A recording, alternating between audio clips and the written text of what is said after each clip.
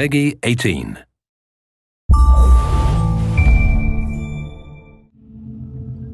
Hi there, my name's Jamie Keane, I'm the lead game designer on Far Cry 3, and this is Mark Thompson, I'm the level design director. So what we're going to show you today is we're going to show you a run through. So you find yourself to begin with in Amanaki Village. Now this is one of the hubs in the game. It's kind of a friendly area where you can rest, recuperate, you're going to feel a bit of the life of the world, but you're never under threat here. You can also do things like you can go to the store and buy new weapons and things like that, but it's basically your safe haven in the world. I was out hunting this morning, got lucky. So at this point, if you look at the mini-map, it doesn't have a lot of useful information on it. Actually, it's almost entirely useless, apart from the radio tower icon you can see there.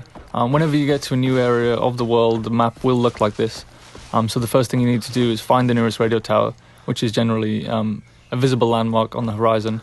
And then you need to head up there and take off the GPS scrambling device, which Vass and his pirates have put there. So they're always going to be pretty much in high places in the world, areas that you're going to find easy to see. We wanted to make it a slightly different challenge to the rest of the gameplay. A lot of the gameplay in the world is combat-oriented, whereas this we wanted to make much more of a kind of a jumping puzzle.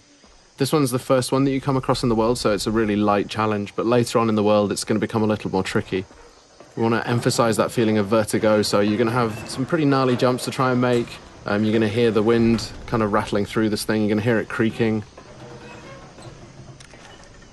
So later on it becomes much more of a challenge. But for now, this is a pretty easy one. It's a fairly straightforward route straight up to the top. Yeah. But, I mean, the level designers did get a little bit mean with the later ones. More than a little bit, I'd say. Yeah. Some of them. But in a good way. It's a good job they don't do anything like put their names in the credits so everybody knows who they are. You can't find people on the internet like that anymore. No.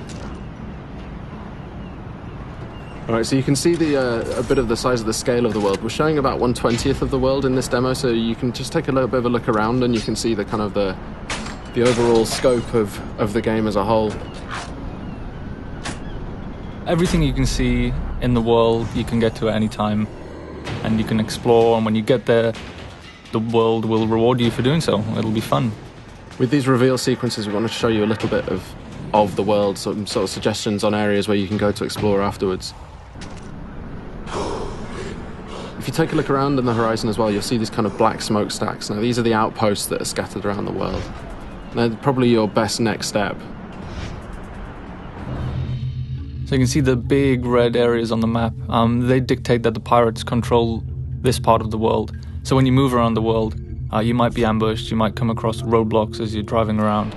But what you can do is, if you head to the outpost, you can actually take it back and claim this part of the island as your own, well, as yours, along with the rebels, the Rakyat. So gradually as you move through the world, you end up kind of cleaning the map. And taking it back for the locals, which in turn makes life easier for you as you move around. Right, so we spotted a couple of goats. So we're going to kill the goats with extreme prejudice. That was quite unfriendly, I thought.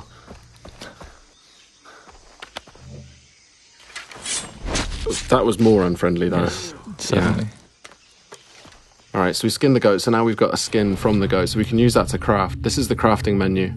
And in here you can see all the different things that you can use animal skins to craft. Right now we're going to go and we're going to craft a weapon holster, which is going to let us then carry 4 weapons. The loadout that you have in this demo is a little bit... We kind of cheated slightly just so that it was more fun to play for the demo, but normally you would have to build up from pretty much nothing. You know, you start off in the world and you start off like Jason starts off in this world. You know, he's this young 25-year-old guy without much of a clue, and he's kind of got a gun and nothing much else, so there's a parallel there between the way that Jason starts in the world and the way that you start in the world.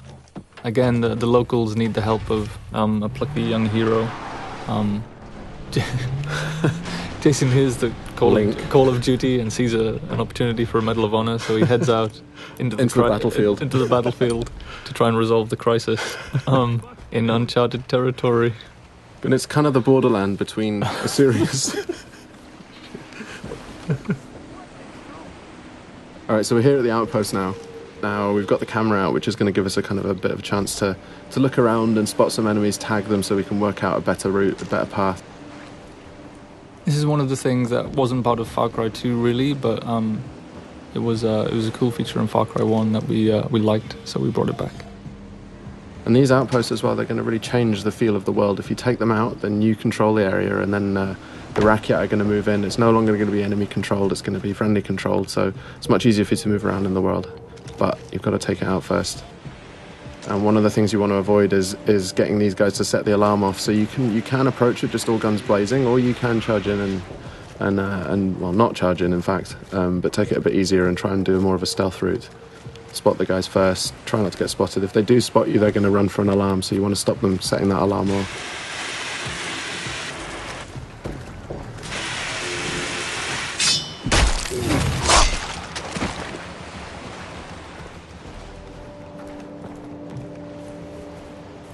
Alright, so we're trying to do a bit more of a stealth route here. Got to be a bit careful. That white line you can see there is a detection meter. If that fills up, they're going to spot you and then combat's going to start. So we've used a rock there to distract that guy. So he's going to go and check that out. And in the meantime, we can go off and head off around here and do a death from above. Okay, so he's now alerted. So these guys, you can see he's heading over for the alarm there. That's a good shot. A little too good, some might say.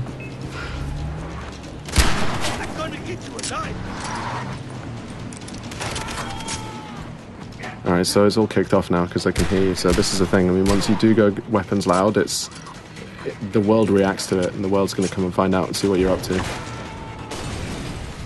And it's not just the guys in the outpost. If there are any patrols that are moving around the area, like boat patrols might come in from the ocean, or any guys driving along the roads nearby, they're going to hear gunfire, and they're all going to be attracted. Another good shot there, I think. If a little too good. Yeah. Could you just set the alarm? Through the guy. So we've got the quest on the board right nearby. We've also got this hunting quest down here. The other thing it's done is opened up a fast travel node. Now, fast travel is something we really wanted to get into the game so that you decide how you move around the island. Here we can see the weapon store. Just going to go and upgrade one of the weapons that you've got. But yeah, you can stock up on any ammo that you're missing. You can buy consumables like health packs and body armor. Mm-hmm. You can buy maps as well if you're interested in exploration. It's going to show you where all the different collectibles are. You can see where all the chests are. You can see where all the relics and all the lost letters and the memory cards are. Alright, so this is the weapon upgrade system. So each weapon has a different set of upgrades that you can use. Really good idea if you want to play more stealthily is to find a weapon that has a sound suppressor like this MP5 here. And you can also paint it pretty colours. Devilishly red. Devilishly red. Yes.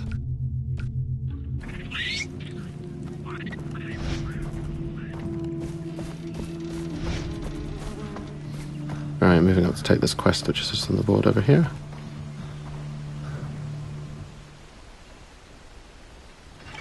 Dennis said that the jungle would speak to me.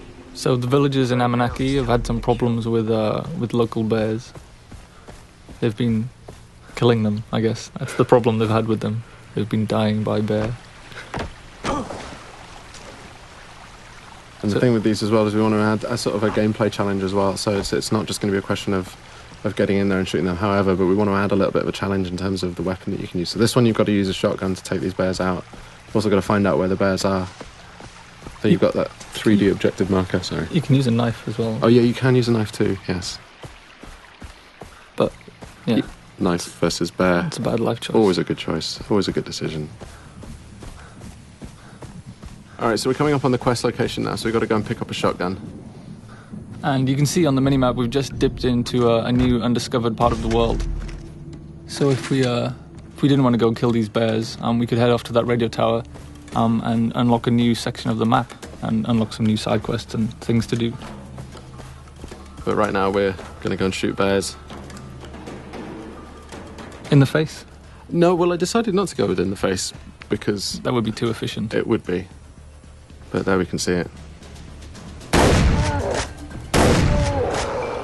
Alright, now, bears can take a lot of punishment and they pack a real punch, as you can see there. When you get hit by them, you really know about it. I've seen it go a lot worse than that. Definitely. Well, that's the thing, because you feel all confident because, you know, they're not closing very quickly and then suddenly knock you over. Yeah. All right, so we're into the cave now. This is it's a whole new dimension, I guess, that we added to Far Cry, is lots of interior spaces. There's something that the tech couldn't do back in Far Cry 2, so it's something we added, so you'll have lots of... and it just adds lots of interesting avenues for exploration. Lots of cave networks, tunnels underground, old mines, old temples. And there's always something to do and find down there. It's true. And you have a flashlight as well, so you can see where you're going. Indeed. Adding other dimensions, really? Got to interplanar experiences. Yeah, I mean, physically and metaphysically. So we added Hell and Rylea. And Yeah. In the last area, we headed to the radio tower first so we could figure out the lay of the land and decide what to do next. But in this instance, we just sold the smokestack and headed straight for it. And there's no order that you need to do anything. No, I mean, you don't have to do any of these things if you don't want to. It's just going to make it more difficult to... Oh, I think I heard a tiger. Ah, yes. That's kind of forced the hand on the stealth issue there a little bit, I think. Yes, a little too close to the outpost there. Explosive arrow. But they don't know quite where you are yet. They just heard the gunfire and they come and investigate. Oh, and this is the best explosive arrow ever. Great. I know I'll start a fire. So you can see there we used a few different types of arrowhead. They're actually craftable items. So you're not just stuck with the bow is a super cool stealth weapon for long range kills. But you can also go craft fire tips and explosive tips. So you can be more versatile at long range. But it still stays stealthy, even if you've got those kind of like more full-on arrowheads on them. Stealthy explosions. Yes. Stealth explosions. I think we should do that in the real one as well, actually. Stealth explosion.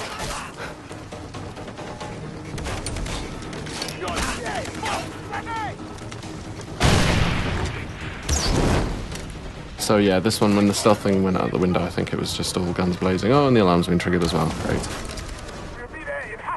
But you can see we've got, obviously the fire tech is back from Far Cry 2. I wanted to really make sure that we kept that one in. It's a really important part of the gameplay. You can really kind of corral people using fire. And the wildlife as well. And the wildlife too. Now, you may have heard just on the VO there, they're letting you know which direction that they're coming in from. So you can kind of prepare. If you've got a little bit of time, you can see that countdown ticker, and you can kind of prepare for when these guys come in. That was a warm welcome. Yes. And there he goes, flying through the air. No fun was had there at all. No. No, I didn't enjoy that at all. I enjoyed the bit where you missed everyone with the arrow at the start. Really? Still? Seriously? Man. And that's the end of the walkthrough today. So thanks very much for listening in. Far Cry 3 is coming out on Xbox 360, PS3 and PC. Looking forward to seeing you guys out there.